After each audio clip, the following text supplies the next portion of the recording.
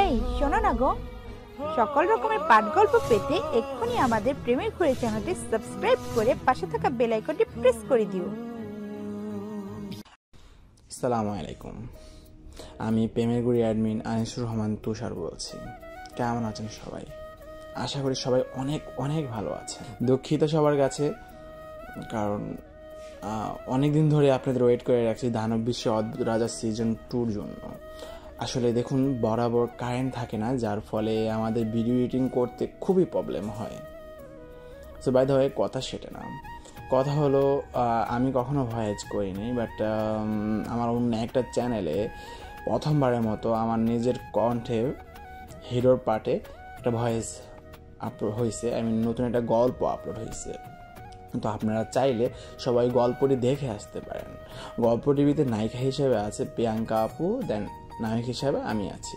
আর গল্পটি অত্যন্ত সুন্দর। গল্পটির নাম হচ্ছে জিনভর। সো গল্পটি পুরা জিনদেরকে নিয়ে সাজানো হয়েছে। সো আশা করি আপনাদের অনেক ভালো লাগবে। সো প্লিজ এই চ্যানেলটাও যেরকম আপনারা সাপোর্ট করেন, দেন ওই চ্যানেলটা একটু সাপোর্ট করে দিয়ে আসেন, গল্পটা দেখবেন ইনশাআল্লাহ। আর গল্পটি সকল পর্বেই আপলোড হয়েছে, ডেসক্রিপশনে লিঙ্ক থাকবে, দেন কমেন্ট বক্সে পিন করে লিঙ্ক দেওয়া থাকবে। সো আপনারা প্লিজ গল্পটি দেখবেন, আর আপনাদের সম্পূর্ণ সাপোর্ট চাই ওই চ্যানেলটার প্রতিও। তো প্লিজ আশা করি সবাই ভালো থাকবেন, ওই চ্যানেলটাকেও সাপোর্ট করবেন। আসসালামু আলাইকুম। আজ তোমাদের একজন নতুন বন্ধুর সাথে পরিচয় করে দিব। বলো তোমরা উনি কে? জানি না স্যার। উনি হলো ডেভিল কিংডমের প্রিন্সেস রেজিনা। আমার ভার্সিটিতে নতুন, সবাই তার সাথে বন্ধুত্ব করো। জি স্যার। তারপর স্যার ক্লাস শুরু করলো, কিন্তু রেজিনা বারবার এরিনের রাগী চোখে তাকাচ্ছে, কিন্তু জাকিরের দিকে তাকিয়ে বারবার হাসি দিচ্ছে। তার কারণ হলো জাকিরকে নিচে ফেলে দিয়ে সে মজা পেল। সত্যি কথা বলতে রেজিনা খুব ভালো একটা মেয়ে, কিন্তু তার রাগটা একটু বেশি। যাই হোক, গল্পে ফেরা যাক। দোস্ত দেখ, আমার দিকে তাকিয়ে হাসছে। এরিন সেদিকে তাকিয়ে দেখে আসলেও হাসছে, পিঠে চাপড় মারে। দোস্ত, তোর কপাল তো ভালো, প্রথম দিনেই তোকে দেখে ফিদা হয়ে গেছে। চালিয়ে যা, দেখবি একদিন সফল হতে পারবি। দোস্ত, তোর সাহায্য লাগবে? আমাকে যেই করেই হোক পটাতে হবে। আচ্ছা, সেটা পরে দেখা যাবে, এখন ক্লাসে মনোযোগ দে। তারপর তারা ক্লাস করে, ভার্সিটির বাইরে গিয়ে গাছের নিচে কথা বলতে থাকে। তো দোস্ত, তুই তোর পাওয়ার কেমন ব্যবহার করতে পারছিস? আমি তেমন কিছু করতে পারি না। ভ্যাম্পায়াররা মূলত উঠতে পারে, তাই আমিও উঠতে পারি। সাধারণত তেমন বেশি একটা ম্যাজিক পাওয়ার ব্যবহার করতে পারি না। শুধু কাউকে হিপনোটিজম করতে পারি, কোনো কিছু থামাতে পারি। রক্ত খেলে আমার শারীরিক পাওয়ার একটু বেশি হয়, তবে আমার মাঝে একটা আলাদা শক্তি আছে যেটা কারোর কাছে নাই। কি সেটা? সেটা হলো, আমি যদি কোনো মনস্টারের শরীর থেকে একটু রক্ত পান করি, তাহলে আমি ওই রকম মনস্টার হতে পারি, কিন্তু আমি তার পাওয়ারের দ্বিগুণ পাওয়ার পারবো। তবে একটা সমস্যা আছে, আমি যদি ভ্যাম্পায়ার রূপে চলে আসি তাহলে আর ওই রূপে আসতে পারি না। আবারও যদি একই রকম করি তাহলে আবারও আমি ওই রকম হতে পারবো। তাই আমার এই পাওয়ারের জন্য অনেকে মারতে চাইছিল, কারণ আমার বয়স যদি 20-এর নিচে থাকে আর কেউ যদি আমাকে মেরে আমার রক্ত পান করে, তাহলে যে আমার রক্ত পান করবে সেই আমার শক্তিগুলো পাবে। তাই আমার বাবা বলেছেন 20 বছর হওয়ার অবধি এখানে থাকতে হবে। তুই চাইলে আমি তোকে ফাইটিং শেখাতে পারি, শিখবি? আমি শিখতে চাই। এইদিকে তারা দুইজন কথা বলতে থাকে, অপরদিকে কেউ একজন তাদেরকে বিশেষ করে জাকিরের দিকে অবাক নয়নে তাকিয়ে রইল। অন্যদিকে রাজিনা একটু ফাজিল স্বভাবের, তাই শুরু থেকেই যা যা করেছে সবগুলো দুষ্টমি করেই করেছে, কিন্তু তার এই দুষ্টামির জন্য কেউ তার সাথে বন্ধুত্ব করতে চাচ্ছে না। যার কাছে যেতে চাচ্ছে সেই ভয়ে ওই স্থান থেকে পালিয়ে যাচ্ছে, কারণ সে খুব শক্তিশালী একজন প্রিন্স। তাই সবাই ভয় পেয়ে তাকে এড়িয়ে যাচ্ছে। তাই সে মন খারাপ করে তার রাজ্যে ফিরে যাবার জন্য রওনা হয়, কিন্তু যখন সে মাঠের মাঝে গিয়ে তার ঘোড়ায় উঠবে, তখন দেখে যে মাঠের প্রায় সব মেয়েরা একদিকে এক ধ্যানে তাকিয়ে আছে। রেজিনা সেদিকে তাকিয়ে তো অবাক, কারণ জাকির যে এত সুন্দর সেটা কল্পনার বাইরে। অবশ্য এরিনের মাস্ক না থাকলে এরিনের দিকে তাকিয়ে থাকতো। যতই হোক, আমাদের নায়ক তো আর কম সুন্দর না। যাই হোক, চলুন গল্পে ফেরা যাক। এই ছেলেটি তো দেখতে অসাধারণ, আমার তো একেই চাই, কিন্তু সে কোন ধরনের মনস্টার? আচ্ছা, সমস্যা নেই, এক ধরনের হলেই হলো। বাবা তো আর আমাকে না করতে পারবে না। তাহলে এই কথাই রইল, আগামীকাল থেকে ছুটির পর তোকে প্রতিদিন ট্রেনিং দিব। আচ্ছা। এই বলে যখন সে ঘাড় একটু ঘুরলো, তখন তো সে অবাক, কারণ রেজিনা তার দিকে পলকহীনভাবে তাকিয়ে আছে। জাকিরও যেন ঘোরের মাঝে পড়ে গেল। একে অপরের দিকে তাকিয়ে যেন সুখের সাগরে সাঁতার কাটছে। কিরে হারামি, কোন দিকে তাকিয়ে আছিস? কোনো সাড়া নেই, তাই জোরে একটা চিমটি দিল। কিরে, আমাকে চিমটি দিলি কেন? এদিকে জাকির অন্যদিকে তাকিয়ে কথা বলছে দেখে রেজিনার ধ্যান ভেঙে গেল। সে কিছুটা লজ্জা পেল, তারপর নিজের মাথায় নিজে চাটি দিয়ে মনে মনে কি যেন বলে ঘোড়ার উপর উঠে চলে গেল। দোস্ত, তুই কামটা ঠিক করস নাই, তোর জন্য রেজিনা চলে গেল। আরে বাবা, এখন তো চলে গেছে, তো কি হয়েছে? কাল তো দেখা হবে, আমি তোদের সেটিং করিয়ে দিব। চল এখন বাসায় যাই। তোর ডেমো কোথায়? আজ তোর ডেমোর সাথে আমার স্টিকির একটা রেসিং দিব, দেখি কার কত স্পিড। আচ্ছা চল, দেখা যাবে। এই বলেই তার পার্টনার ডেমুকে ডাক দিল, আর সাথে সাথেই পেন্থার রূপী ডেমু দৌড়ে চলে আসলো। কয়েক পর্ব আগে আমি ডেমুর বর্ণনা দিয়েছিলাম, তাই এখন আর দিব না। এরিনও তার স্ত্রীকে ডাক দিল, সাথে সাথে হঠাৎ তার কাঁধে বসা অবস্থায় পেল। জাকির খানিকটা অবাক হলো, তারপরে সে নিজে সামলে নিল। তো কোথা থেকে কোথা পর্যন্ত? আমি বলি কি, এইখান থেকে আমাদের আগের স্কুল পর্যন্ত। আচ্ছা, আগে বলে রাখি, ওই স্কুল আর ভার্সিটির মাঝে এরিনদের বাসা, আর ওই স্কুলের পাশে জাকিরের বাসা। তারপর তারা শুরু করলো রেস। এরিন স্টিকের কানে কানে কি যেন বলল, স্টিকও ডানা ডানা ঝাপটে খুশি প্রকাশ করলো। জাকির একটু আগে আগে আর এরিন পিছে পিছে যাচ্ছে। এরিন স্টিকে বলল একটু জোরে যেতে, তাই স্টিকে একটু জোরে উঠতে লাগলো।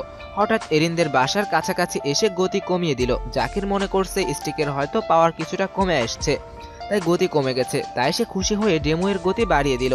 ডেমো আর পেছনের দিকে তাকাবে না, একেবারে স্কুলে গিয়ে থামবে। আচ্ছা। তারপর ডেমো তার গতি আরো বাড়িয়ে দিল। এবার বুঝবে মজা, আমার সাথে পাঙ্গা, আমার ডেমোর সাথে পাঙ্গা, এবার হারাবে নিশ্চিত হেরে যাবে। মনে মনে কথাটা বলল। তারপর তারা স্কুলের মাঠে গিয়ে নামলো। ডেমো এরিনকে তো দেখেই যাচ্ছে না। কোথায় সে? আজ বেটা গো হারান হেরে গেছে, আসুক বেটা, আমার সাথে পাঙ্গা নেওয়ার মজা আজ বোঝামো। তারপর তারা অনেকক্ষণ অপেক্ষা করলো, কিন্তু তাদের তো আসার কোনো নাম গন্ধই নেই। ডেমো, তারা এখনো আসতেছে না কেন? আমার মনে হয় এরিন তোমাকে বকা বানাইছে। কি তুমি এসব কথা আমাকে বলতেছো? গর্ধব কোথাকার। তুমি তো আমাকে না থামতে আদেশ দিলা, আমি কি করব? হয়েছে, আর যুক্তি দিতে হবে না। হারামিটা আমাকে এমন বোকা বানাবে আমি বুঝতেও পারিনি। সে আমাকে বোকা বানিয়ে তার নিজের বাসায় চলে গেল। কাল তাকে বোঝাবো বোকা বানানোর ফল। প্রথমে আমার সন্দেহ হয়েছিল, কিন্তু হারামিটা আমাকে এমন বোকা বানাবে আমি কল্পনাও করতে পারিনি। চলো ডেমো, আমরা বাসায় ফিরে যাই।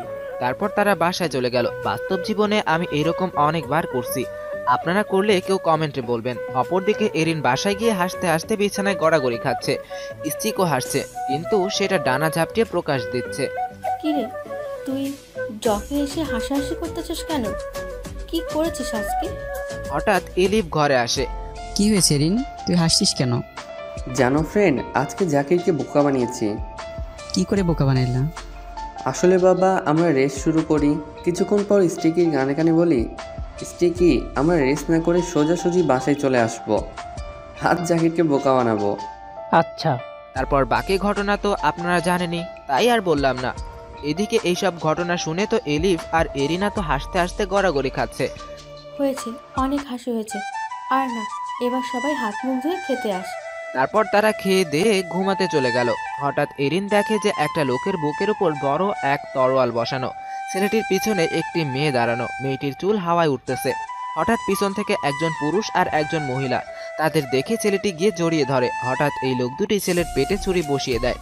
ছেলেটির মুখ দিয়ে রক্ত বের হতে থাকে। পিছনে মেয়েটি ছেলেটির নাম ধরে চিল্লানি দেয়। মেয়েটি কাছে আসলে মেয়েটিকেও মেরে ফেলা হয়। এটা কেন করলে তোমরা? আমার তো বিশ্বাসই হচ্ছে না। আমরা ইচ্ছা করে করিনি, কেউ আমাদের হাত পা কন্ট্রোল করতেছে। লোক দুইটির চোখ থেকে অনবরত পানি বের হচ্ছে। লোক দুইটিকে দেখতে দেখতে ছেলেটি মাটিতে পড়ে গেল। হঠাৎ পিছন থেকে একটা ছেলে আর একটা মেয়ে এসে লোক দুটির গলা কেটে ফেলে। না, এ হতে পারে না। তোমাদের আমি এত বিশ্বাস করলাম, আর তোমরা এটা করতে পারলা? আমি ফিরে আসব, আবার ফিরে আসব আমার প্রতিশোধ পূরণ করতে। এই পুরো ঘটনায় কারোর মুখ স্পষ্ট নাই।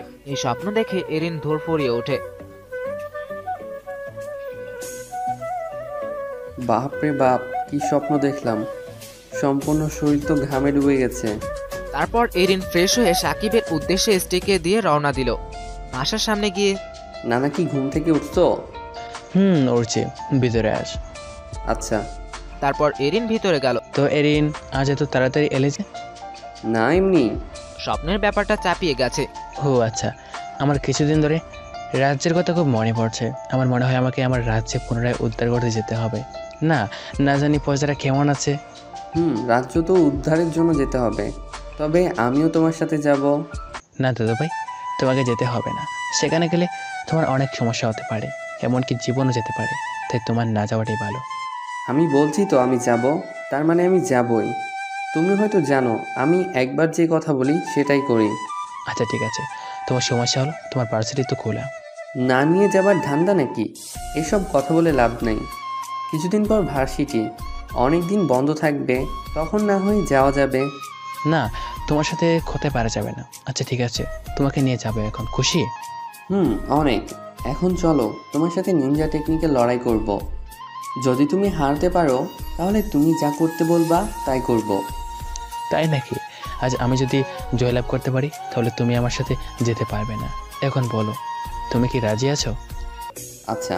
কিছুক্ষণ ভেবে তারপর তারা জঙ্গলের ময়দানে অবস্থান করলো, আর সেখানেই শুরু হলো তুমুল লড়াই। দুজনেই সমান তালে লড়াই করতেছে। হঠাৎ এরিনের মনোযোগ অন্যদিকে চলে যাওয়াতে সুযোগের সদ্ব্যবহার করে এরিনের তরোয়ালের মাঝে বরাবর একটা স্লাইড দিল। এতে করে এরিনের তরোয়ালটা মাঝখান থেকে দুটুকরো হয়ে গেল। এতক্ষণ এরিনের মনে হলো তার তরোয়ালটা পাতলা লাগতেছে, তাই এরিন তরোয়ালের দিকে তাকিয়ে রাগ উঠে গেল। তাহলে হার মানছো তো? এরিন ভাঙা তরোয়ালটা ধরলো। আমি প্রস্তুত। এবার এরিন ভাঙা তলোয়ার দিয়ে সম্পূর্ণ মনোবল নিয়ে লড়াই করতে থাকে। হঠাৎ সে মার্শাল কয়দা অনুসরণ করা শুরু করে দিল। হঠাৎ এরিন তরোয়াল ফেলে দিয়ে দুই হাতের তালু দিয়ে সাকিবের তরোয়ালটি ধরে একটু জোরে চাপ দিতেই ভেঙে গেল। এবার সে সাকিবের ভাঙা তরোয়াল দিয়ে গলার কাছে ধরল। এবার সাকিবের মুখ দেখার মতো হয়েছে। সে মনে করছিল এরিনকে হারাতে পারলে হয়তো একটু ভালো হতো, কারণ হঠাৎ যদি যুদ্ধের ময়দানে এরিনের কিছু কয় যায় তাহলে সে কিভাবে এটার দায়ভার নেবে। তাই সে চেয়েছিল এরিনকে হারিয়ে সে একা যেতে। যাই হোক, চলুন গল্পে ফেরা চল। তো নানাজি, এবার তো আমি যেতে পারি নাকি? আচ্ছা। তারপর এরিন সাকিবকে কিছুক্ষণ গ্র্যাভিটি ট্রেনিং দিয়ে চলে গেল। পরের দিন সে তার যথানীতিতে ভার্সিটিতে চলে গেল। আজ গিয়ে দেখে যে সবাই এসে গেছে। জাকির একটা গাছের নিচে দাঁড়িয়ে তার জন্য অপেক্ষা করছে। কিন্তু কিছুক্ষণ পর সে খেয়াল করলো যে আসলে জাকির রেজিনার দিকে তা অপলকভাবে তাকিয়ে আছে, আর রেজিনাও জাকিরের দিকে তাকিয়ে আছে। এরিন গিয়ে জাকিরকে জোরে ধাক্কা দিল, তারপর তার গল্প করতে বসলো। রেজিনাও ক্লাসে চলে যায়। এইদিকে জাকির তো এরিনের দিকে রাগীভাবে তাকিয়ে আছে। এরিন আজ জাকিরের হঠাৎ এই পরিবর্তন শকড হয়ে গেছে। তারপর নিজেকে সামলে এরিন বলা শুরু করলো, কিরে, আমার দোস্ত দেখা যায় রাগও করতে পারে। আচ্ছা এইসব কথা বাদ দে, এখন বল তো তোদের প্রেম কত দূর? এতক্ষণে হবে হবে করতেছে। এখন তুই আমাকে কিছু প্রশ্নের উত্তর দে। আচ্ছা বল, কি প্রশ্ন? কালকে আমি আমার পাওয়ারের কথা বলছি, এখন তুই তোর পাওয়ারের ব্যাপারে বল। আচ্ছা আমি বলছি। আমার কাছে বর্তমানে 3টি পাওয়ার আছে। এর মাঝে প্রথমটি হলো গ্র্যাভিটি, তৃতীয়টি হলো কিন্তু এর মাঝে আমি তৃতীয় পাওয়ারটি ব্যবহার করতে পারি না। জাকির মনে মনে কি যেন বলল। আসলে একটি কথা জাকির এরিনের কাছ থেকে লুকিয়ে গেছে, সেটি হলো, না থাক, এখন পড়লে মজা পাবেন না, পরে বলবো না। আমার মাথায় আবার রহস্য বেশি ঢোকে মা, তাই গল্পটাকে যতই রহস্যময় করতে চাই গল্পটা ততই খোলাসা হয়ে যাচ্ছে। আচ্ছা এখন আমার গল্পে ফিরা যায়। আরে বেটা, তোর তো অনেক পাওয়ার, আজ বিকালে আমাকে তুই ট্রেনিং দিবি। আচ্ছা তাহলে ওই কথাই রইল, আজ বিকাল থেকে তোরে মার্শাল আর্ট শেখানো শুরু করব। আচ্ছা। ঠিক ওই সময় ক্লাসের ঘন্টা বেজে গেল, তাই এরিন ও জাকির ক্লাসে চলে গিয়ে পিছনের সিটে বসলো। এটা যেটা যেন তাদের নির্ধারিত স্থান। এদিকে রেজিনা জাকিরের দিকে তাকিয়ে আছে, আর জাকিরও এক রকমভাবে তাকিয়ে আছে। এরিন বিষয়টা দেখলেও কিছু বলে না, মুস্কি হাসে। এইভাবেই তারা ক্লাস করতে থাকে। একসময় ক্লাস ছুটি হলে তারা বাহির হয়ে আসে। এদিকে রেজিনা একবার তাদের দিকে তাকিয়ে চলে যায়। এদিকে এরিন আর জাকির কথা বলতে থাকে। এক সময় চল এখন তোকে প্রশিক্ষণ দিমু। আর ওইদিকে জাকিরের কালকের বিকেলের কথা মনে হলো। এবার এরিনকে পিঠে চিমটি দিতে থাকে। আরে কি করছিস? কালকের বিকালের কথা তোর এখনো কি মনে আছে? তুই কি মনে করেছিস আমি এত তাড়াতাড়ি ভুলে যাব? কোনো দিনই না। এবার বোঝ মজা আমাকে বোকা বানানোর। এরকম অনেকক্ষণ করার পর জাকির থামলো। কিরে দোস্ত, ব্যথা পাস নাই? তুই তো একটু পরিমাণও লড়স না, কি হলো? আমার দিকে তাকা। তারপর জাকির এরিনের চোখের দিকে তাকিয়ে খারাপ লাগা শুরু করছে, কারণ এরিনের চোখ ব্যথার কারণে লাল হয়ে আছে। এক্ষুনি যেন সম্পূর্ণ চোখ গলে বের হয়ে যাবে। দোস্ত দেখ, আমি আর এমন করব না, দয়া করে আমাকে মাফ করে দে। আরে তুই কি বলছিস? আমার চোখে কি ছানি পড়ছে? আচ্ছা চল, এখন তোকে ট্রেনিং দিব। আসলে এরিনের চোখ লাল তার শরীরের ব্যথার কারণে হয়নি, মূলত হয়েছে অন্য কারণে, যেটা তাকে খুব কষ্ট দিয়েছে। সেটা হলো যে কেউ একজন তার উপর প্রতিশোধ নিয়েছে, তাই। তারপর তারা একই জঙ্গলের কাছে গেল একটু প্রশিক্ষণ করার জন্য। চল তাহলে শুরু করা যাক। তারপর জাকির সাধারণ ম্যাজিক ব্যবহার করে দুটি শার্ট বানালো। তারপর এরিন তাকে ট্রেনিং দেওয়া শুরু করলো। প্রথমে জাকির শার্ট ধরার টেকনিক জানে না, তাই এরিন তাকে দেখিয়ে দিচ্ছে। এমন করে তারা শার্ট টেকনিক ব্যবহার করতে থাকে। হঠাৎ ট্রেনিং অবস্থায় জাকিরের হাতের শিরাটা অনেকখানি কেটে যায় আর তার হাত দিয়ে অন্য হাত চেপে ধরে। এদিকে জাকিরের কথা মনে হতেই দেখে যে জাকিরের হাত দিয়ে অনেক রক্ত পড়তেছে। এখন যদি না থামানো হয় তাহলে যে কোনো সময় মারা যেতে পারে। তাই এরিন গিয়ে জাকিরের হাত চেপে ধরে হিলিং করতে চেষ্টা করে, কিন্তু কিছুতেই কিছু হচ্ছে না। কিরে, হিলিং পাওয়ার কাজ করছে না কেন? আসলে ভ্যাম্পায়ারদের হিলিংয়ের ওষুধ হলো রক্ত। এখন রক্ত ছাড়া আমি হিল হতে পারবো না। আরে আমি আছি তো, রক্ত কোথা থেকে খাবি? নে, আমি পান করাচ্ছি। আসলে ঘাড় থেকে রক্ত পান করলে হিল তাড়াতাড়ি হয়। ও আচ্ছা। তারপর এরিন তার ঘাড় জাকিরের দিকে এগিয়ে দেয়, আর অপরদিকে একজন লোক মনে মনে খুব হাসতেছে আর বলতেছে, বেচারা এরিন, আজ থেকে আমি হব পুরো সমস্ত মনস্টার ওয়ার্ল্ডের বাদশা, শুধু কিছু সময়ের অপেক্ষা। এদিকে জাকির যখন এরিনের ঘাড়ে কামড় দিল, ঠিক তখনই তার মনে তার দাঁতগুলো এরিনের ঘাড়ের মাঝে আটকে গেছে। পারছে বাইর হতে, না পারছে রক্ত খেতে। হঠাৎই এরিনের শরীর থেকে এক বিদ্যুৎ প্রবাহ জাকিরের ভ্যাম্পায়ার দাঁতের মধ্য দিয়ে তার শরীরে ঢোকে। কিন্তু হঠাৎ জাকিরের শরীর থেকে যেন বিদ্যুৎ প্রবাহগুলোর সাথে সাথে তার শরীরের ভ্যাম্পায়ার পাওয়ারটা কপি হয়ে 10 গুণ শক্তিশালীতে এরিনের শরীরের ভিতরে প্রবেশ করে। জাকির মনে করেছিল যে কামড় দিলে হয়তো এরিনের শক্তিগুলো কপি হয়ে তার কাছে চলে আসবে, কিন্তু ঘটনা তো ঘটলো উল্টো। হঠাৎ জাকিরের দাঁত এরিনের কাঁধ থেকে ছুটে যায়। সে নিজের হাতের দিকে তাকিয়ে অবাক, কারণ তার হাতের ক্ষতটা হিল হয়ে গেছে। কিরে, তোর হয়ে? আর বলতে পারলো না। তার শরীরের ব্যথা শুরু হয়ে গেল, অসম্ভব ব্যথা। তাই সে দাঁড়াতে পারতেছে না। সে শুয়ে পড়লো, কিন্তু যেখানে শুলো সেখানকার ঘাস পুড়ে যেতে থাকলো। যে জাকির এরিনকে ছুতে যাবে, ঠিক তখনই সে লক্ষ্য করলো এরিনের শরীরের চারপাশে অসংখ্য তাপমাত্রা, তাই সে কাছে যেতে পারছে না। হঠাৎ এরিন ব্যথার চোটে বসছে, শুইতেছে, আবার অনেক সময় মাটির গড়াগড়ি খাচ্ছে। কিন্তু হঠাৎ যে এরকম ঘটনা ঘটবে সেটা তো জাকির কল্পনাই করতে পারলো না, কারণ সে দেখলো এরিন আস্তে আস্তে দাঁড়িয়ে যাচ্ছে, কিন্তু আজ সে তার আয়ত্তে নেই। আস্তে আস্তে সে ঘাড় পিছন দিকে হেলা অবস্থায় দাঁড়িয়ে যায়। হঠাৎ তার পিছনের পিঠ ফেটে যেতে লাগলো। পিঠের দুই দিকে আস্তে আস্তে উঁচু হতে থাকে। এক সময় পিঠ চিরে বড় দুটি কালো ডানা বের হতে থাকে, কিন্তু এই সম্পূর্ণ সময়টা এরিন অজ্ঞান হয়ে আছে। হঠাৎ তার ডানা একটু নাড়াচাড়া করায় একটু উপরে উঠে গেছে। হঠাৎ সে নিচে পড়ে যায়। তারপর আর তার কিছু মনে নেই। জাকির তাকে তার বাড়িতে দিতে চলে গেল। এদিকে লোকটি নিজের উপর রাগ হচ্ছে, কি থেকে কি হয়ে গেল। জাকির এরিনকে তার বাসায় পৌঁছে দিয়ে জাকির চলে গেল। অবশ্য এরিন জাকিরকে অজ্ঞান হওয়ার বিষয়ে জানাতে চাইলে জাকির বলে যে এরিন নতুন একটা পাওয়ার পেয়েছে, তাই সে একটু অসুস্থ হয়ে গেছে। তারপর জাকির চলে গেল। পরের দিন সকালে এরিনের ঘুম ভাঙলে এরিন নিজের দিকে তাকিয়ে অবাক হয়ে গেছে, কারণ আজ তার চেহারার অনেক পরিবর্তন হয়েছে। আগের থেকে তার শরীরের অবস্থা অনেক পরিবর্তন হয়েছে। চেহারা আগের থেকে অনেক সুন্দর হয়েছে। পেটের উপর 8টি স্তর পড়েছে। সব মিলিয়ে তাকে আজ অসম্ভব সুন্দর লাগতেছে। বাইরে তাকিয়ে দেখে সূর্য উঠছে, কিন্তু বিকেলের কথা মনে হতেই এরিন স্টিকে ডাক দিল। তারপর স্টিকে এসে এরিনের কাঁধে, স্টিকি, কাল বিকালে আমার কি হয়েছিল আর আমি এখানে এলাম কি করে? আসলে এরিন, কাল বিকেলে যখন জাকির, বাকিটা তো আপনারা জানেনই, তাই আর বললাম না। কি? তার মানে বর্তমানে আমি একজন ভ্যাম্পায়ার? কিন্তু কিভাবে? আসলে তোমার বর্তমানে 3টি পাওয়ার আছে। তার মধ্যে পাওয়ার কপি করার সাথে পাওয়ার শোষণ করা একটি অন্য রূপ। কিন্তু কেউ তোমার পাওয়ার কপি করতে পারবে না। আর যদি কেউ নিজ ইচ্ছায় কপি করতে চাই, তাহলে তার পাওয়ার এই কপি হয়ে তোমার মাঝে চলে যাবে। তাহলে এবার তুমি বুঝো কেন তোমার পাওয়ারকে কপি করতে চেয়েছিল। মনে মনে এরিনের কাছে ব্ল্যাক স্টোন কথা থেকে আসলো। আমার তো জানা মতে এরা ব্ল্যাক বিস্ট গড এর কাছে ছিল, কিন্তু তার পাওয়ারটা এরিনের কাছে আসলো কি করে? এখানে অনেক বড় এক রহস্য আছে মনে হয়। আপনাদের বলে রাখা ভালো, ব্ল্যাক স্টোনের পাওয়ার হলো অন্য পাওয়ারকে কপি করা অথবা শোষণ করা। ও আচ্ছা, কিন্তু আবার ওখানে তো আমি আর জাকির ছিলাম। কিন্তু ওই সময় তুমি কোথায় ছিলে? আসলে আমি আর ডেমো ওইদিকে ঘুরতে চলে গিয়েছিলাম। ও আচ্ছা, চলো খাবার খেয়ে আমাদের স্কুলে যেতে হবে। চলো। তারপর তারা খেতে গেল। কিরে, শরীরের অবস্থা এখন কেমন? আগের থেকে অনেক ভালো। তা আগামীকাল বিকেলে তোর কি হয়েছিল? তেমন কিছু না, মাথা ব্যথা করছিল, হঠাৎ মাটিতে পড়ে যাই। তারপর আমার সাথে কি হয়েছিল আমি বুঝতেই পারিনি। সম্পূর্ণ ব্যাপারটা চেপে গেল। আচ্ছা, যা হবার হয়েছে, আর সেসব চিন্তা করে লাভ নেই। আজ কি ভার্সিটিতে যাবি? তারপর খেয়ে দিয়ে মুখে মাস্ক লাগিয়ে রওনা হয়ে গেল। আচ্ছা স্টিকি, আমি যদি ভ্যাম্পায়ার শক্তি পেয়ে থাকি তাহলে আমি কি করে তা ব্যবহার করব? সেটা পরে দেখা যাবে।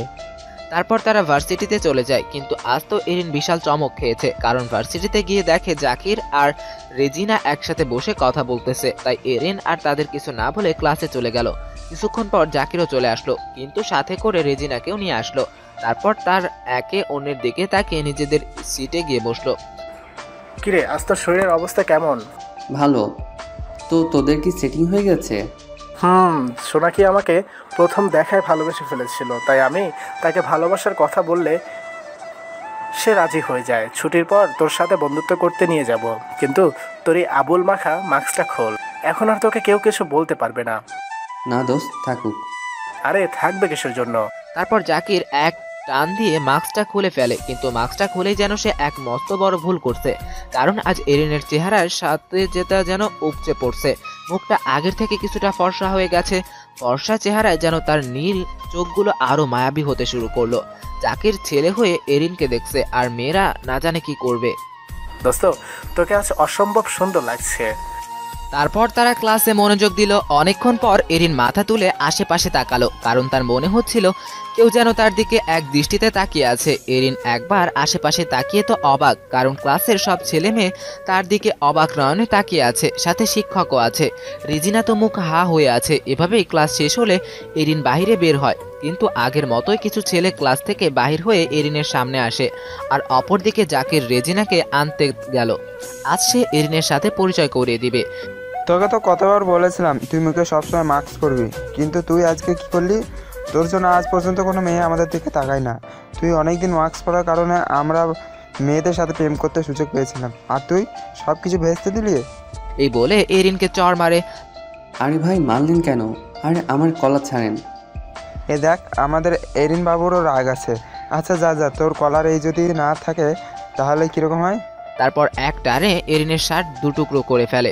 শরীরে আর কোনো কাপড় নেই, কিন্তু ছেলেরা এরিনের শার্ট খুলে যেন আরও মেয়েদের মনে এরিনের উপর ঢেলে দেয়, কারণ তার শরীরে বর্ণনা তো আগেই দিছি, তাই আর দিলাম না।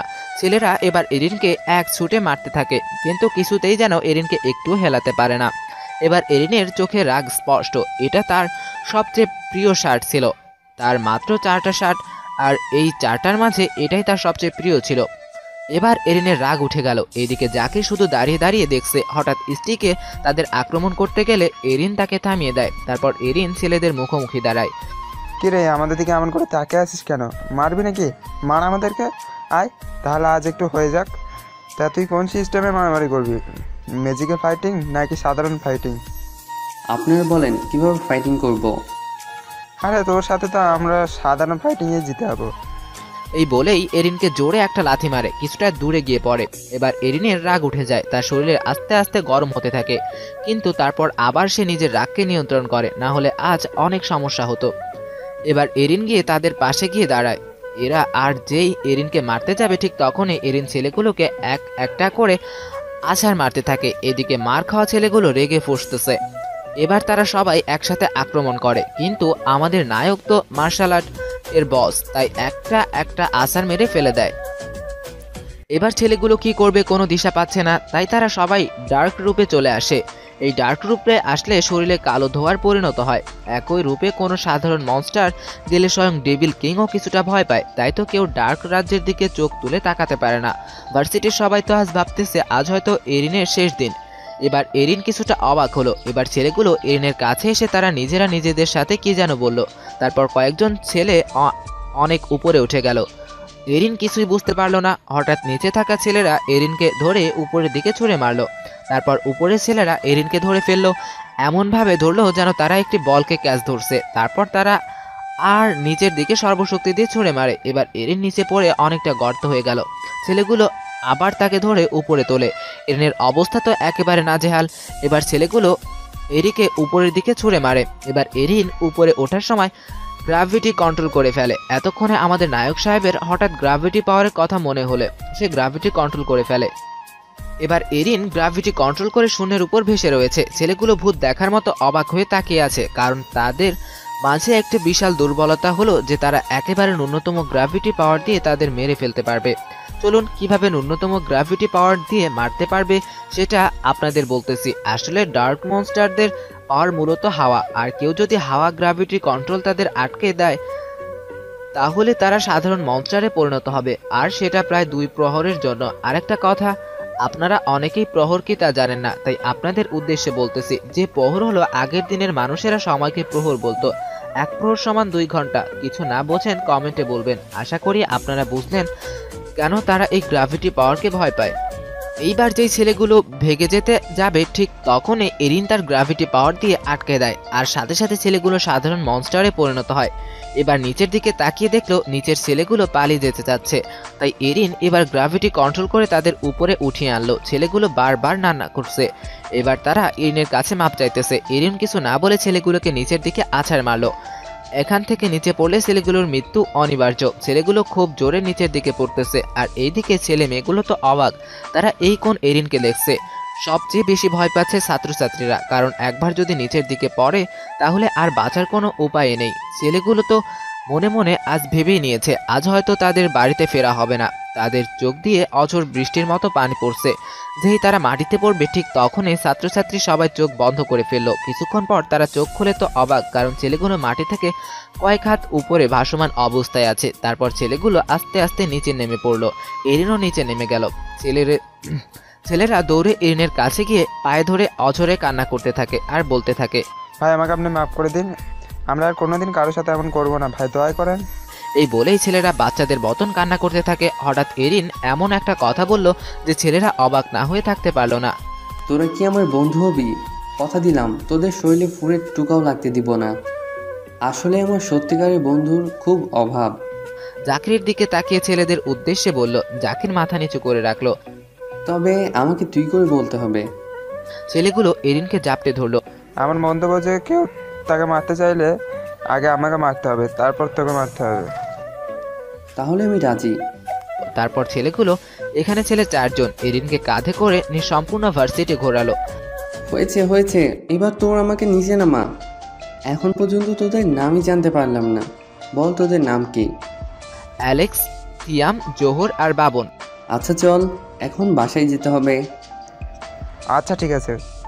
তারপর সবাই নিজেদের পার্টনারের উপর উঠে চলে গেল। এরিনও স্টিকের উপর উঠে বাসার দিকে চলে গেল। যা আর সময় শুধু একবার জাকিরের দিকে তাকিয়ে চলে গেল। এরিনের মনে একটা শুধুই কথা ভাবছে, আমি কাকে বন্ধু ভাবছিলাম? যে অন্য বন্ধু বিপদে এগিয়ে আসে না তাকে বন্ধু ভাবাই আমার সবচেয়ে বড় অন্যায়। বাস্তব জীবনে আমরা এরকম নামে মাত্র অনেক বন্ধু আছে যে বিপদের সময় কোনো সাহায্য তো দূরের কথা আমাকেই চেনে না। এরিনের মনে একটা কথাই শুধু ভাবছে, আমি কাকে বন্ধু ভাবছিলাম? যে অন্য বন্ধুর বিপদে এগিয়ে আসে না তাকে বন্ধু ভাবাই আমার সবচেয়ে বড় অন্যায়। তারপর এরিন বাসায় চলে আসলো। বাসায় আসার পর, কি রে এরিন, তোর শরীরের মাঝে মাটি আসলো কি করে? আসলে মা, আসার পথে হঠাৎ পিছলে পড়ে গিয়ে এরকম হয়েছে। সম্পূর্ণ ঘটনা এরিন চেপে গেল। মা জানলে অনেক সমস্যা হতো, তাই আর কিছু বলিনি। আচ্ছা, হাত মুখ ধুয়ে তাড়াতাড়ি আয়, তোকে খাবার দিতেছি। তারপর এরিন খাবার খেয়ে গিয়ে বিছানায় শুয়ে পড়লো। কিছুক্ষণ পর এরিনাও এরিনের মাথার কাছে গিয়ে বসলো। মা, একটা গল্প বলবা? আজ আমার মনটা বেশি একটা ভালো না। আচ্ছা তাহলে শোন। আবার সে একই গল্প বলল। মা, তুমি তো একই গল্পের কথা বলছো। আচ্ছা তুমি আমাকে বলবা ওই রাজ্যের রানী আর রাজার নাম কি? না, এখন বলা যাবে না, সময় হলে নিশ্চয়ই বলবো। আচ্ছা।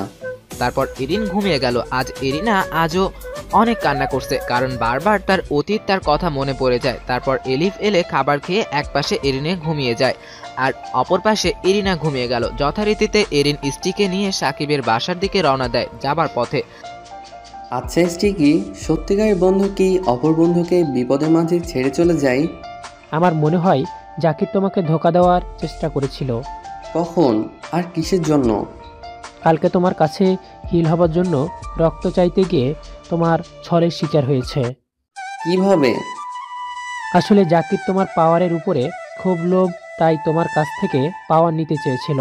তাই সে নিজ ইচ্ছায় তার হাত তোমার তলোয়ারের কাছে রাখে, এতে করে তোমার হাত কেটে যায়। সে তোমার কাছে হিল হওয়ার মিথ্যা অভিনব করে তোমার পাওয়ার কপি করতে চেয়েছিল, কিন্তু পারিনি। কিন্তু কেন পাইনি? আসলে তোমার কাছে আছে ব্ল্যাক স্টোন, কিন্তু সেটা কার্যকর করতে হলে তোমার বয়স 28 বছর হতে হবে। এটার পাওয়ার হলো যে একসাথে পজিটিভলি কন্ট্রোল করে অন্যের পাওয়ার কপি অথচ শোষণ করতে পারে। তাই হয়তো জাকির তোমার পাওয়ার কপি করার বদলে তোমার পাওয়ার কপি হয়ে তোমার মাঝে চলে আসবে, কিন্তু সে স্টোনের পাওয়ার ব্যবহার করার সময় না হতে তুমি আর সহ্য করতে না পেরে অজ্ঞান হয়ে গিয়েছিলে। ও আচ্ছা, আরেকটি কথা, জাকিরকে কি একটা সুযোগ দেওয়া যায়, বা দেওয়াটা কি ঠিক হবে? আমার মনে হয় তাকে একটা শেষ সুযোগ দেওয়া উচিত। আচ্ছা। তারা এইভাবেই কথা বলতে বলতে সাকিবের বাসার সামনে চলে আসে। নানা কি ভিতরে আছো? আরে এরিন যে, আসো ভিতরে আসো। তারপর এরিন ভিতরে চলে গেল। তো এরিন, কাল তুমি আসলে না কেন? আসলে নানা, কাল আমার শরীরটা একটু খারাপ ছিল। সাকিব এই কথাটা শোনা মাত্র সাকিব তাড়াতাড়ি এরিনের গালে হাতে মুখে হাত দিয়ে দেখতেছে তার শরীর ঠিক আছে কিনা। তোমার শরীর তো খারাপ, তাই তোমার আজকে আসাটা ঠিক হয় নাই। তুমি আজ না আসলেও হতো, এই জন্যই তো তোমাকে বলেছিলাম যে আমার সাথে না যেতে, আমি একা যেতে পারবো। আরে নানা, আমার কিছুই হয় নাই। আর তুমি অস্থির হচ্ছ কেন? আর তুমি কি আমাকে বোকা পেয়েছো নাকি? শুধু সাথে না নিয়ে যাওয়ার ধান্দা, এটা বললে তো আর হবে না। আমি যা বলি তা করেই ছাড়ি, তাই আমাকে না করলেও কোনো কাজ হবে না। আচ্ছা বাবা, আর বলবো না। এবার খুশি? খুশি। তোমার জন্য আরেকটা খুশির খবর হলো যে কালকের পরের দিন, মানে আরেক দিন পর থেকে আমাদের ভার্সিটি বন্ধ থাকবে। তাই আর 2 দিন পর আমি তোমার রাজ্যের উদ্দেশ্যে রওনা দিব। এবার বলো, এর থেকে খুশির খবর আর কি হতে পারে নাকি? আমি না হয় হলাম, কিন্তু তোমার মা বাবার কি রাজি হবে নাকি? সেটা আমি মা বাবাকে বলে রাজি করাবো। তাহলে আর কি হবে, চলো আজ তোমাকে ট্রেনিং দিই। না, আজ কোনো ট্রেনিং করব না। তাহলে কি করবে? আজ তোমার সাথে গল্প করব। কিছুদিন পর তো তুমি তোমার রাজ্যে চলে যাবে, তারপর হয়তো আর তোমার সাথে দেখা হবে না। মুখটা মলিন করে কথা বলল। আচ্ছা। সাকিবের মুখটাও মলিন হয়ে গেল। সবার চোখের আড়ালে সাকিব তার চোখের পানি মুছে নেয়। তাহলে আজ তুমি তোমার রাজ্যের প্রজাদের ব্যাপারে বলবা। আচ্ছা শোনো। তারপর তার রাজ্যের কথা বলা শুরু করে। প্রশংসামূলক বাক্য কখনো শেষ হয় না, তাই প্রশংসাটা বলে গল্পের ওয়ার্ড সংখ্যা আরো বাড়ালাম না। গল্পের মাঝে থাকুন, তাহলে বুঝতে পারবেন। ওয়াও নানা, তোমার রাজ্যের প্রজারা তো অনেক ভালো। তারপর এভাবেই কথা বলে এরিন বাসায় গিয়ে খাওয়া দাওয়া করে ভার্সিটিতে চলে গেল। তারপর সে ভার্সিটির একটি গাছের নিচে গিয়ে বসলো। অনেকক্ষণ পর জাকির আসলো। এসেই তো এরিনকে দেখলো। সে গাছের নিচে দেখে সে দৌড়ে চলে গেল, এরিনের পায়ে ধরে মাপ চাওয়া শুরু করে দিল। দোস্ত দেখ, কালকে আমার একটা ভুল হয়েছে, তাই তুই আমার উপর রাগ করে থাকিস না। আসলে আমি ওই সময় ভয় পেয়েছিলাম, দয়া করে এবারের মতো মাফ করে দে। কিছুক্ষণ ভেবে একটা হাসি দিয়ে জাকিরকে বুকে জড়িয়ে ধরলো। তোর স্থান আমার পায়ে না, তোর স্থান আমার বুকে। যা, তোকে একবারের মতো মাফ করে দিলাম। তারপর এরিন সামনের দিকে তাকিয়ে দেখে যে তার নতুন 4 বন্ধু আসতেছে। এসে এরিনকে জড়িয়ে ধরলো। কিরে এরিন, কি অবস্থা? এই তো ভালো। ও তোদের সাথে ওর আর কি পরিচয় করাবো? তোরা সবাই তো সবার পরিচয় জানিসই, তাই আর তোদের পরিচয় নতুন করে দিলাম না।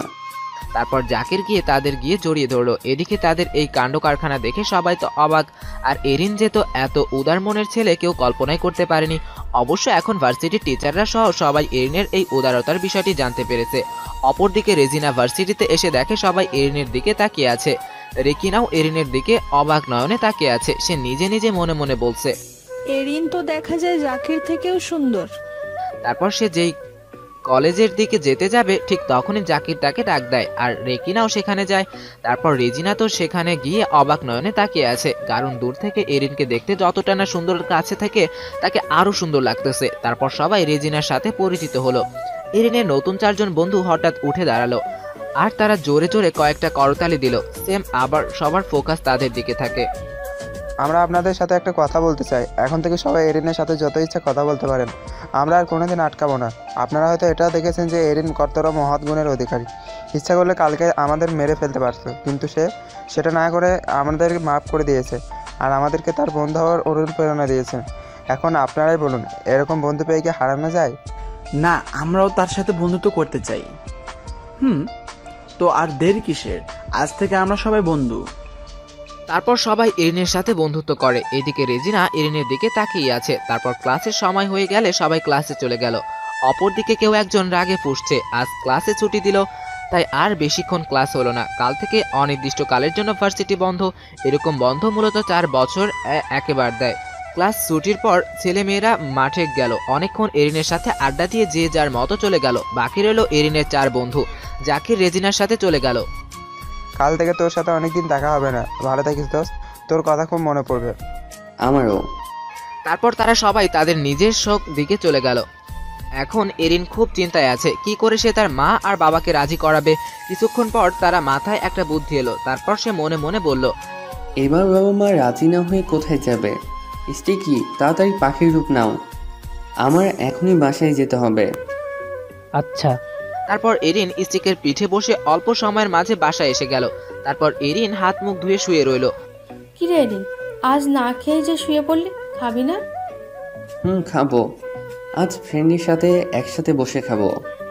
তারপর এলিভে আসলে এলিভের সাথে একসাথে খেয়ে এরিন বিছানায় গিয়ে শুয়ে পড়লো। কিছুক্ষণ পর এলিভ আর এরিনাও পড়লো। মা আর ফ্রেন্ড, তোমাদের কিছু বলার আছে। আগে কথা দাও, আমি যেটা বলবো তোমরা না করবে না। আগে বল সেই কথাটা কি? আগে কথা দাও, আমার কথা রাখবে, তাহলে আমি বলবো। আচ্ছা, যা কথা দিলাম, এবার বল। আসলে মা, সাকিব নানার সাথে এক জায়গায় যেতে হবে নিনজা ট্রেনিংয়ের জন্য। তোমরা কিন্তু কথা দিয়েছো। আরেকবার ভেবে দেখ। আমি অনেক ভেবেছি। আজ রাত্রে আমি নানার সাথে যাব। হয়তো কিছুদিন দেরি হতে পারে। আচ্ছা, তবে কখন যাবি? আর সবসময় নিজের খেয়াল রাখবি। এখনই যাব। আচ্ছা, সাবধানে যাস। তারপর এরিন তার বাবা মায়ের কাছ থেকে বিদায় নিয়ে স্ত্রীকে নিয়ে সাকিবের বাসার উদ্দেশ্যে রওনা দিল।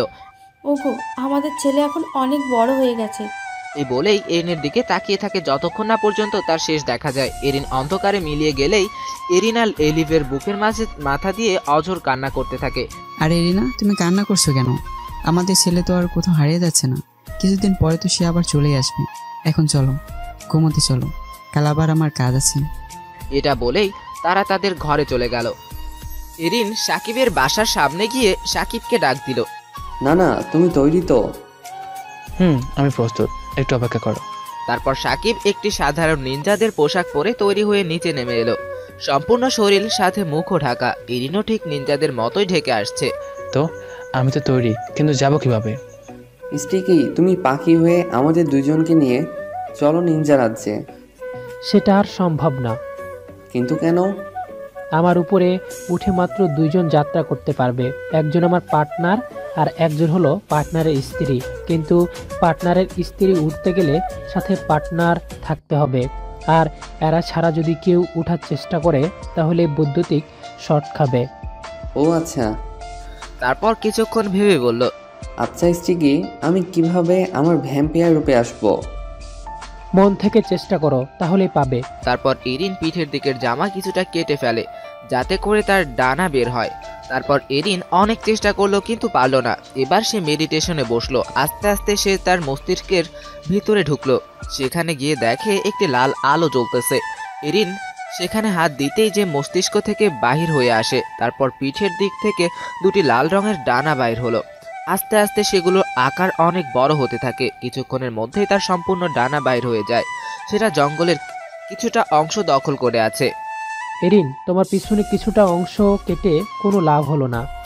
তোমার সম্পূর্ণ জামাটা ছিঁড়ে গেছে। তোমার জামা তো ছিঁড়ে গেছে। আচ্ছা, কোনো সমস্যা নেই, আমার কাছে আলাদা জামা আছে। কিন্তু তোমার না হয় ডানা আছে, তুমি উড়ে যেতে পারবা, কিন্তু আমি কি করে যাব? সমস্যা নেই, তুমি আমার কাঁধে করে যাবা। স্টিকি, আজ কি তোমার সাথে একটা রেস করা যাবে? তুমি আমার সাথে পারবে না? তাহলে একবার হয়ে যাক। তা তুমি কোন পাখির রূপ নিবা? আজ আমি আমার ড্রাগন রূপে তোমার সাথে রেস করব।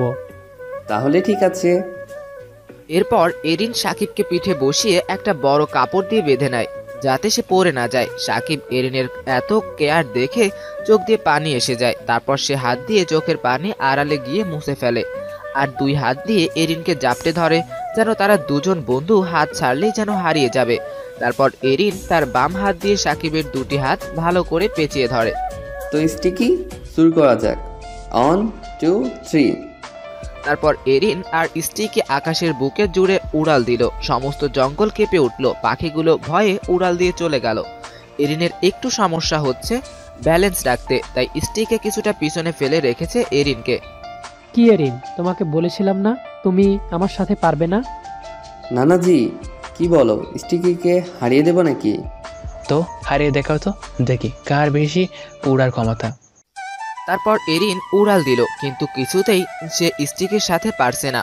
তাই সে একটু কৌশলে চুরি করার চেষ্টা করতেছে। যতই হোক, একটা ড্রাগনের সাথে উড়ার মতো ক্ষমতা কেউ বা কোনো পশু পাখি রাখে না। এরিন হালকা গ্র্যাভিটি পাওয়ার কন্ট্রোল করে স্টিকির আশেপাশে সকল হাওয়াকে ভারী করে দিল, যেন স্টিকির উঠতে সমস্যা হয় আর সে পিছিয়ে যায়।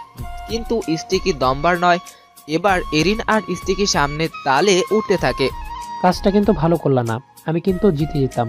মাঝখানে চিটিং করলা আমার সাথে, এটা কিন্তু আমি মানব না। তারপর হঠাৎই সাকিব এরিনকে ইশারা করে যে আমরা চলে এসেছি। এরিন সেদিকে তাকিয়ে দেখে যে আসলেই সেখানে একটা অনন্য সুন্দর একটি রাজ্য রয়েছে, তবে রাজপ্রাসাদের চূড়াটা মাথার দেখা মিলল না। এজন্য অন্তহীন প্রাসাদের চূড়া, যে কেউ উপরের দিকে তাকালে ঘাড়ে ব্যথা শুরু হয়ে যাবে। স্টিককে বলো ছোট হয়ে যেতে, কেউ দেখলে পরে সমস্যা হতে পারে। এরিন স্টিকিকে ছোট হবার ইশারা দিল। স্টিকি ছোট হয়ে একটা টিকটিকি রূপ নিল আর এরিনের কাঁধে গিয়ে বসলো। এরিনও নিজের ডানাগুলো ভিতরে নিয়ে নিল। তারপর সে গ্র্যাভিটি কন্ট্রোল করে হাওয়ার উপর ভেসে রইল। সাকিব গ্র্যাভিটি পাওয়ার কিছুটা ব্যবহার করতে পারে, কিন্তু সে হাওয়ার মাঝে ভেসে থাকতে পারে না। না না, আমরা কি করব এখন? কিছু করতে হবে না, শুধু আমাকে কিনারে গিয়ে নামাও, পরে যা করার আমি করছি। তারপর এরিন সাকিবকে কিনারায় গিয়ে নামিয়ে দিল। এরিনও সাকিবের পিছনে পিছনে যেতে লাগলো। আমার মনে হয় এখানে আশেপাশের থেকে কোনো সুরক্ষা কবচ আছে, আমি পাওয়ার ফিল করতেছি। আচ্ছা, সেটা পরে দেখা যাবে। না না, এখন আমরা কি করব? কিছু করতে হবে না, তোমরা এখানে দাঁড়াও। আচ্ছা। তারপর সাকিব কিছু একটা মনে মনে বলার পর একটা দরজা খুলল। এরিন, তোমরা তাড়াতাড়ি ঢোকো, 7 পর্যন্ত গোনার সময় আছে। সাকিব আগে গিয়ে ঢুকে পড়লো। পিছে পিছে এরিনের দৌড়ে ঢুকে পড়লো, আর সাথে সাথে এই দরজাগুলো বন্ধ হয়ে গেল। তারপর তারা হাঁটা শুরু করলো। কিছু দূর গিয়ে এরিন দেখলো একটি সাদা রক্ষা কবচ দেখা গেল। যেই এরিন সাকিবকে কিছু বলতে যাবে, ঠিক তখনই সাকিব ভেতরে ঢোকার জন্য পা বাড়ায়। কিন্তু যখনই তার পাটা কবজে লাগলো, ঠিক তখনই সে বৈদ্যুতিক শখে দূরে গিয়ে ছিটকে পড়ল। কিন্তু এরিন তো কবজটার দিকে তাকিয়ে অবাক, কারণ সেখানে লেখা আছে যে শুধুমাত্র অ্যাঞ্জেলরা ভিতরে ঢুকতে পারবে। আরেকবার যদি অন্য কোনো মনস্টার ঢোকার চেষ্টা করে, তাহলে ডেঞ্জার সিকিউরিটি অ্যালার্ম বাজবে। আর এই অ্যালার্মটা বাজতেই এখানে হাজার হাজার অ্যাঞ্জেল সৈন্য এসে তাদের আক্রমণ করবে। নানাজি, এটা তো অ্যাঞ্জেল ব্যারিয়ার, এখন কি করব? এটার ভেতরে শুধু অ্যাঞ্জেলরা প্রবেশ করতে পারবে। কিন্তু এটা তো আগে ছিল না, আর আমার মনে হয় সেই অ্যাঞ্জেল রাজা হয়ে এই ব্যারিয়ারটা দিয়েছে। এখন কি করা চাই? ঠিক তখনই এরিন আর সাকিবের পিঠের পিছনে ধারালো লম তাকে করে দুইজন এঞ্জেল সৈন্য। কারা তোরা, আর এখানে তোরা কি করিস? আসলে আমরা এখানে বেড়াতে আসছিলাম আর কি। তোমরা কারা? আমরা কারা? আমরা হলাম এই 2 রক্ষা কবচের মাঝখানের পাহারাদার। এখন এসে যখন পড়েছিস তো তোদের তো মারতেই হবে। ঠিক তখনই এরিন আর সাকিবের পিঠের পিছনে ধারালো বল্লম তাক করে দুইজন এঞ্জেল সৈন্য। যেই তাদের দিকে বল্লম পিঠে ঢুকিয়ে দেবে, তখনই এরিন গ্র্যাভিটি কন্ট্রোল করে নেয় আর তাদের দুইজনকে থামিয়ে দেয়। তো নানাজি, এখন ঠিক আছো তো?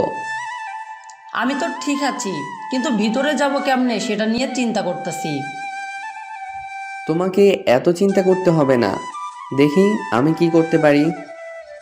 এরিন, আমার কাছ থেকে একটা ঝাক্কাস বুদ্ধি আছে। কি সেটা? বলবো, কিন্তু তার আগেই তুমি ওই প্রতিযোগিতার হার স্বীকার করে নাও। করব না। তাহলে আমিও বলবো না। আচ্ছা বাবা, আমি মানছি, এবার তো বলো। আমার মতোই ঘাওড়া? দেখতে হবে না কার পার্টনার। যাই হোক, আসল কথায় আসি। এখানে তোমার পাওয়ার কাজে আসতে পারে। কোন পাওয়ারের কথা বলছো? আমি কিছুই বুঝতে পারছি না। তুমি তো জাকেরের কাছ থেকে ভ্যাম্পায়ারের পাওয়ার পেয়েছো, এখন সেটাকে কাজে লাগাও। তার আগে তুমি ভ্যাম্পায়ারের রূপে আসো। তারপর এরিন ভ্যাম্পায়ার রূপে আসলো। তারপর বলো। তারপর তুমি এই সৈন্য দুজনকে রক্তপান করো। না, আমি এটা করতে পারবো না। এটা ছাড়া আর কোনো উপায় নেই। আচ্ছা। তারপর এরিন একজনের কাছে গেল, কিন্তু সেই সৈন্যটি মুখে না না করছে। এরিন কিছু না বলেই সৈন্যটির ঘাড়ে কামড় দিয়ে রক্তপান করতে থাকলো। রক্তপান করার সময় সে আশেপাশের কোনো কিছুর খেয়াল নেই। প্রথম জনের রক্তপান করার পর তার পিপাসা আরও বেড়ে তারপর দ্বিতীয় সৈন্যটার রক্ত পান করে তার তৃষ্ণা মেটালো। কিন্তু ততক্ষণে সৈন্যগুলো মারা গেল। কিন্তু হঠাৎই এরিনের রূপ পরিবর্তন হতে থাকে। তার সম্পূর্ণ শরীর থেকে সাদা আলো বাইর হতে থাকে। কিছুক্ষণের মাঝেই এরিন এঞ্জেলের রূপে এসে গেল। এরিন তো নিজের দিকে তাকিয়ে অবাক। স্টিকি, আমার এই রূপ কি করে হলো? আসলে এরিন, তুমি যেদিন জাকিরের কাছ থেকে ভ্যাম্পায়ারের পাওয়ারটা পেয়েছিলে, সেদিন এর আগে তো জাকির তোমাকে বলেছিল তার ভ্যাম্পায়ারের পাওয়ারের এইরকম একটা পাওয়ার আছে, যেটা অন্য কোনো মনস্টারের রক্ত খেলে তাদের মতো পাওয়ার পাবে, আর সেটা একবার ব্যবহার করতে পারবে। তাই তুমি অ্যারেঞ্জেলের রক্ত খেলে, তাই তুমি এখন অ্যারেঞ্জেল, তাই তুমি রক্ষা কবচ বোধ করতে পারবা। আর একবার বোধ করলে সাকিবকে ভিতরে নিয়ে যাবার রাস্তা নিশ্চয়ই পাইবা। আরে, তোমার স্টিকির মাথায় তো অনেক বুদ্ধি, কিন্তু এই লাশগুলোর কি করব?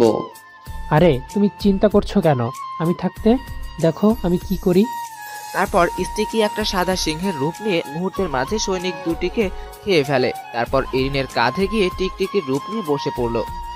তো নানা, তুমি এখানে একটু অপেক্ষা করো, আমি ভিতরে গিয়ে দেখি কিছু করা যায় কি না।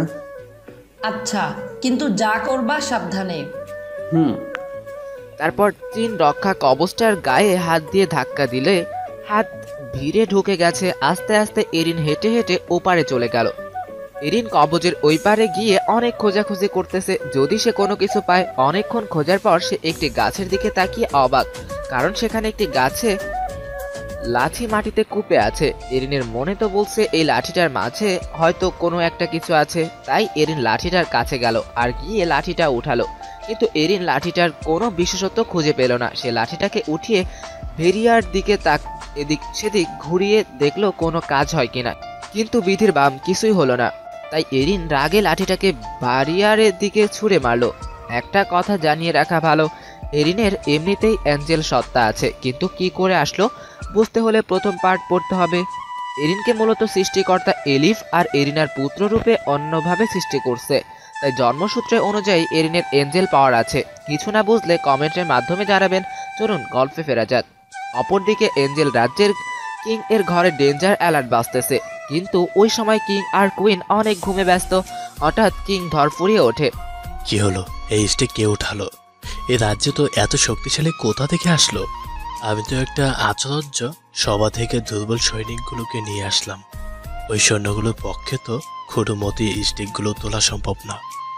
কি হয়েছে? তুমি এত চিন্তিত কেন? সাকিবের মেয়ে, আশা করি আপনাদের মনে আছে। কে জানে সীমান্তের একটা স্টিক তুলেছে। আমাদের এই রাজ্যে তো কোনো এত শক্তিশালী সৈন্য নাই, যা আছে সব ওই রাজ্যে। এত চিন্তার কি আছে? কয়েকজন সৈনিককে পাঠিয়ে দাও এটা তদন্ত করতে। আচ্ছা। তারপর কিছু সৈনিককে আদেশ দিল যেন সীমান্তে গিয়ে দেখতে, আর সেখানে যদি কোনো সন্দেহজনক কিছু পায় তাহলে টাককে জানাতে। তারপর সৈন্যরা চলে গেল ঘটনা তদন্ত করতে। এদিকে স্টিকি হঠাৎ এরিনকে ডাক দেয়। কি হয়েছে? কিছু পেলে নাকি? পেয়েছি। বেরিয়ারের দিকে তাকাও, তাহলেই বুঝতে পারবে। তারপর এরিন বেরিয়ারের দিকে তাকিয়ে তো অবাক, কারণ যেই স্টিককে একটু আগে সে বেকার বলে ফেলে দিয়েছিল সেটা এখন বেরিয়ারের উপরে আছে। আর যেই জায়গাটা দিয়ে স্টিকি উপরে গেছে ঠিক সেখান দিয়ে কিছুটা জায়গা গায়েব, মানে কিছু জায়গা ফুটো হয়ে গেছে। কিন্তু ফুটোটা আর বেশিক্ষণ স্থায়ী থাকলো না, কিছুক্ষণের মধ্যে সেটি পূরণ হয়ে গেল। এরিন এতক্ষণে বুঝলো এটা আর কিভাবে ব্যবহার করতে হয়। তারপর এরিন উপারে গেল, গিয়ে সাকিবকে বলল, নানাজি তুমি ঠিক আছো তো? আমি ঠিক আছি, কিন্তু ওই পারে যাওয়ার কি কোনো ব্যবস্থা পেয়েছো? পেয়েছি। তুমি আমার পিছনে পিছনে আসো।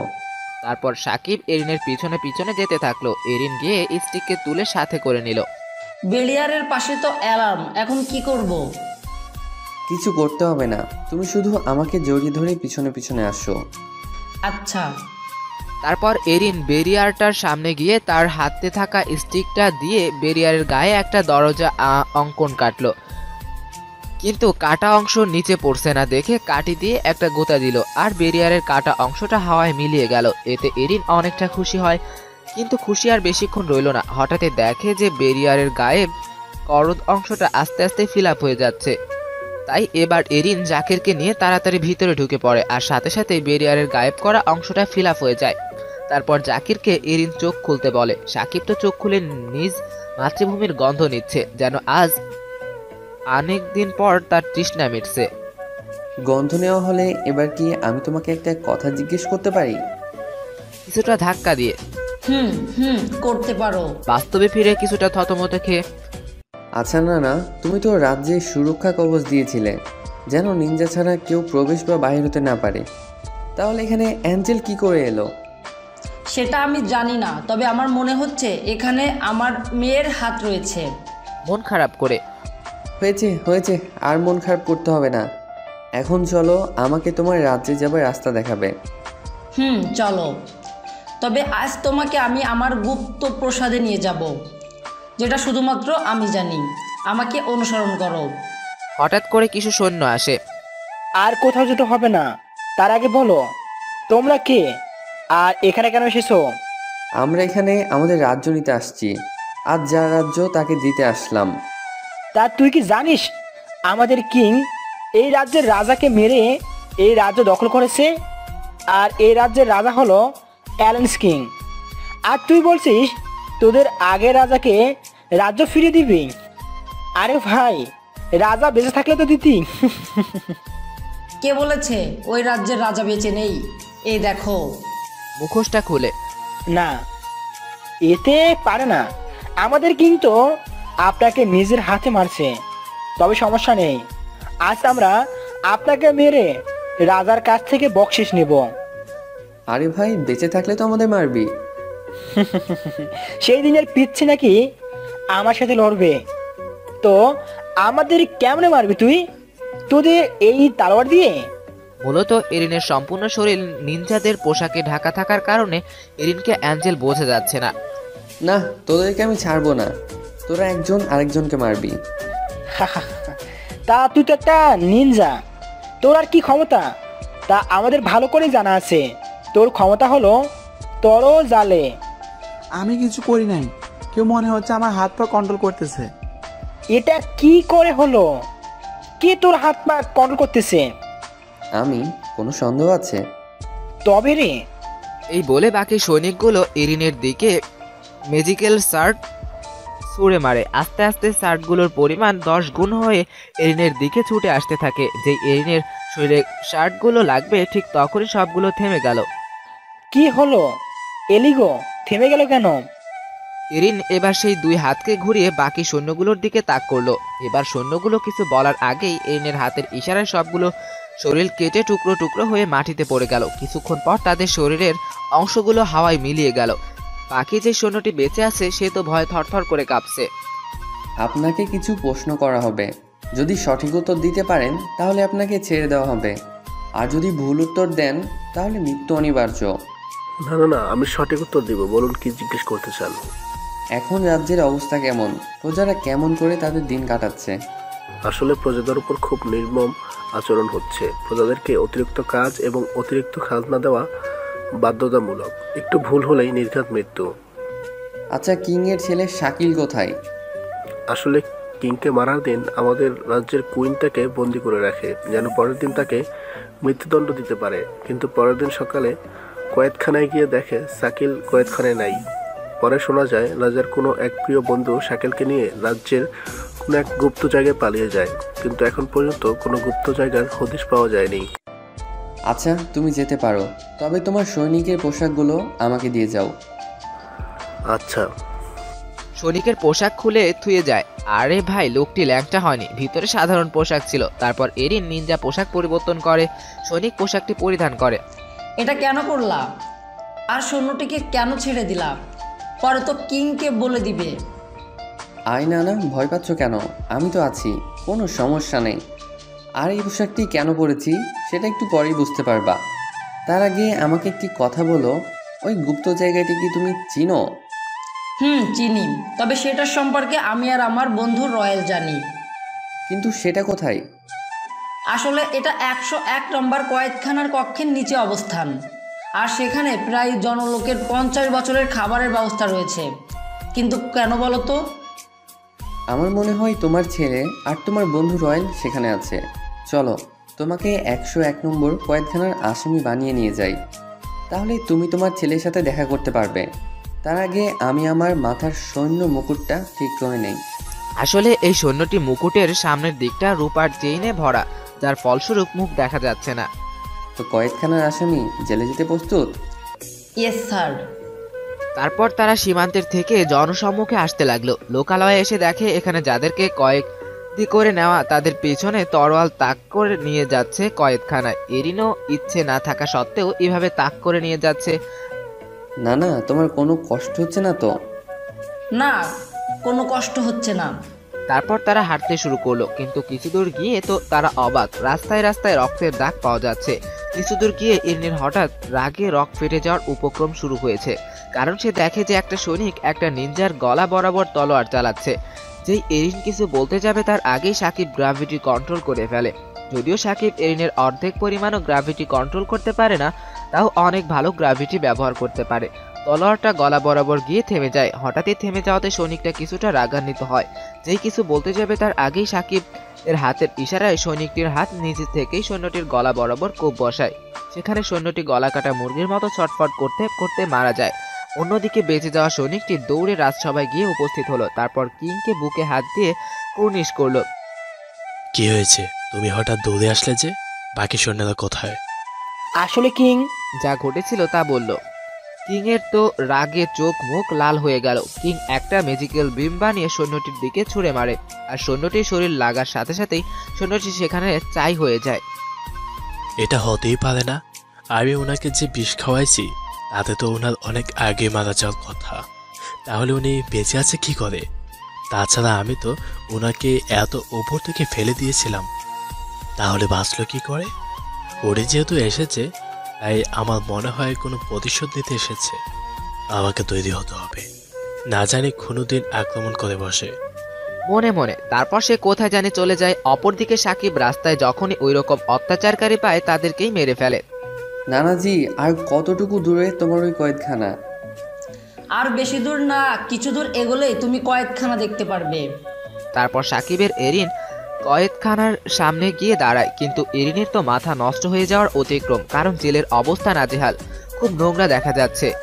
এরিন সাকিবের পিছনে তরোয়ালটা ধরে বলে, চল, এখানে দাঁড়িয়ে দাঁড়িয়ে কি করিস?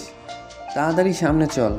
হঠাৎ এরিনের এইরকম ব্যবহারটা সাকিব বুঝতে পারলো না, কিন্তু সামনের দিকে তাকিয়ে সে বুঝতে পারলো। সাকিব দেখলো কিছু লোক এরিন আর তার দিকে সন্দেহ দৃষ্টিতে তাকিয়ে আছে। তাই সাকিব এবার ভয় পাওয়ার ভান করে সামনে এগোতে থাকে, আর এরিন তাকে পিছনের দিক দিয়ে তলোয়ার তাক করে জেলের ভিতরে নিয়ে যাচ্ছে।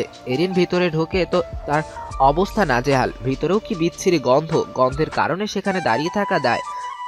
একটু সামনে এগোতেই এরিনের তো রাগে শরীর কাঁপা শুরু হয়ে গেছে। চারদিকে বিভিন্ন নিনজাদের উপর অমানবিক আচরণ করা হচ্ছে। যে সাকিব কিছু করতে যাবে ঠিক তখনই এক সৈন্য এসে এরিনকে বলে, এখানে কি করছিস? তুই কি জীবনও এখানে আসিসনি নাকি? তাড়াতাড়ি ওকে নিয়ে একটা ফাঁকা রুমে যা, সেখানে দেখবি চাবুক রাখা আছে, ওই চাবুকটা দিয়ে ভালো করে মারবি, মনে থাকবে? জি আচ্ছা, মনে থাকবে। তারপর এরিন সাকিবকে নিয়ে ভিতরে ঢুকতে থাকে। এইদিকে কোনো সৈন্য না থাকার কারণে ওইদিকে কয়েকদিদের চিল্লাফাল্লা একটু বেশি। নানাজি, আর কত দূর এই কয়েদখানার 101 নম্বর রুমটা? এই তো সামনে গিয়ে বাম দিকে শেষের কক্ষটা। তারপর এরিন আর সাকিব কক্ষে গিয়ে দেখে দুইজন কয়েদি কক্ষের ভিতরে আর দুইজন প্রহরী বাহিরে তাদেরকে পাহারা দিচ্ছে। এরিন প্রহরীগুলোর পাশে গিয়ে বলল, এই কয়েদিকে ভিতরে ঢোকাও। না, ঢুকানো যাবে না। এখানে প্রত্যেকটি কক্ষে 2 জন করে আসামি নেওয়া হয়, তাই অন্য কক্ষে দেখো। সেটা বললেই তো আর হবে না। এটা বলেই দুজনের মাথায় জুড়ে 2টা ঘুষি মারে, এতেই সৈন্য দুটো এক কাইত হয়ে যায়। এরিন, এটা তুমি কি করলা? 2 জন তো মনে হয় মারা গেছে। আজ অনেক জনকে মারা হলো। এতক্ষণে মনে হয় সম্পূর্ণ রাজ্য আমাদেরকে তন্ন তন্ন করে খুঁজতেছে। এখন আবার জেলের ভিতরে 2 জনকে মারলে এখন কি হবে? এখন তো তারা নিশ্চিত জেনে যাবে যে আমরা জেলে আছি। আরে কিছু হবে না, তুমি এই দুজনের মধ্য থেকে একটি পোশাক নিয়ে পরে ফেলো, কোনো কথা নয়। এক্ষুনি মানে এক্ষুনি, তাড়াতাড়ি। আচ্ছা। তারপর সাকিব একজনের পোশাক পরে ফেলে আর তার পোশাকটি একজনকে পরিয়ে দেয়। এখন কি করব? তোমাকে কিছু করতে হবে না, তুমি শুধু দাঁড়িয়ে দাঁড়িয়ে দেখো আমি কি করি। তারপর এরিন জামা পরানো লোকটাকে ভিতরে নিয়ে গেল, গিয়ে তাকে হাঁটু গেড়ে বসিয়ে দিল। তারপর সৈনিকের পোশাক পরানো লোকটাকে পিছনের দিকে নিয়ে জামা পরানো লোকটাকে এক হাতে পেঁচিয়ে ধরলো, যেন অনেকেই মনে করবে তারা বেঁচে আছে, আর বাকি লোকটাকে টর্চার করতেছে। সাকিব তো এরিনের বুদ্ধিতে হতবাক হয়ে গেছে। তো তোমরা 2 জন কয়েদি, তোমরা কি জানো উনি কে? সাকিবকে ইশারা করে। না তো, উনি কে? উনি হলেন তোমাদের আগের কিং সাকিব। সাথে সাথে কয়েদি 2টা বুকে হাত দিয়ে হাঁটু গেড়ে বসে কুর্নিশ করলো। মহারাজ, আপনি কেমন আছেন? আর আপনি বেঁচে আছেন কি করে? প্রিন্সেস তো বলেছিল যে আপনি মারা গেছেন। সে এক লম্বা কাহিনী। তোমরা যে এখানে কিংয়ের সাথে দেখা করেছো সেটা কাউকে বলবা না। আজকেই আমরা তোমাদেরকে মুক্ত করে দেব। এখন তোমরা মুক্ত।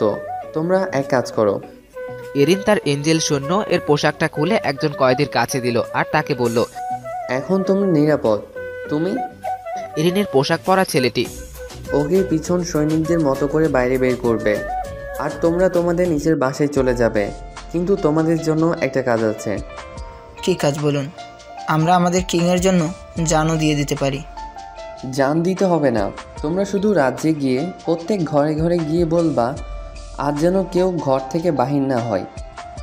আচ্ছা, আপনি যা বলবেন। তারপর তারা এরিনের কথা মতো চলে গেল। তো নানা, এখন আমাকে আপনার সেই গুপ্ত কক্ষে নিয়ে যান। আচ্ছা। তারপর সাকিব একটা পাথরের সামনে গেল, কিন্তু এরিন পাথরটার তেমন কোনো বিশেষত্ব খুঁজে পেল না। সেখানে শুধু 3টি 3 রঙের ছোট ছোট পাথর আছে। সাকিব তার তলোয়ার দিয়ে মাঝখানের পাথরটা মাথা কেটে দেয়, কিন্তু কেটে কেন লাভ হয়নি। সাথে সাথে সেটা তার আগের রূপ চলে আসে। তারপর সাকিব একসাথে সবগুলো পাথরের মাথা এক কোপে ফেলে দেয়। হঠাৎই এই কক্ষটা কাঁপতে শুরু করলো। হঠাৎই সাকিব আর এরিনের পায়ের নিচের পাথর সরে যায়। হঠাৎ এরকম হওয়ায় এরিন কিছু বুঝতে পারল না। সে নিচের দিকে পড়তে লাগলো। হঠাৎ সে কোনো নরম বস্তুর উপর পড়ছে এরকম মনে হয়, তাই সে নিচের দিকে তাকিয়ে দেখে সে তুলার উপর পড়ছে। তারপর সে সাকিবের দিকে তাকায়। একে সাকিব তো তার দিকে মিটিয়ে মিটিয়ে হাসছে। কি হয়েছে? হাসছো কেন? আমি কি হাসের মতো কিছু করেছি নাকি? হাসবো না তো আর কি করব? তুমি নিজে এত বড় ছেলে হয়ে এখনো তুলার উপর শুয়ে শুয়ে ভয় পাচ্ছ, আর আমাকে দেখো আমি কখন উঠে গেছি। আচ্ছা, এইসব বাদ দাও। এখানে কয়টা কক্ষ আছে? এখানে মূলত 2টা কক্ষ আছে, আর এই জায়গাটা, তাছাড়া আর কিছুই নেই। ও আচ্ছা। এইভাবে তারা কথা বলতে থাকলো। হঠাৎ কেউ একজন এরিনের দিকে তলোয়ার ছুঁড়ে মারলো, যার গতি খুব মারাত্মক। কিন্তু এরিনের কাছে এই স্পিড তো কিছুই না, তাই সে গ্র্যাভিটি পাওয়ার কন্ট্রোল করে এটাকে থামিয়ে দিল।